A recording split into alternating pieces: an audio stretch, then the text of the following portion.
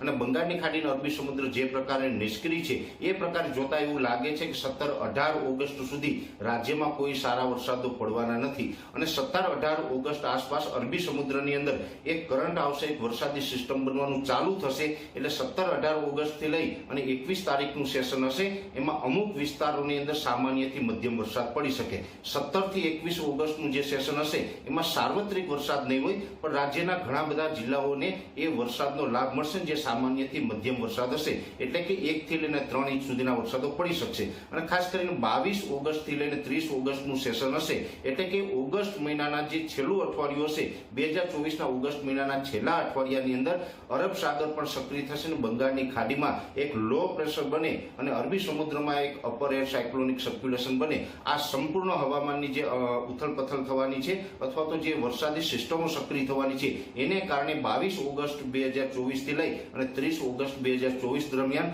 રાજ્યની અંદર ભારેથી અતિ ભારે વરસાદ પણ જોવા મળશે।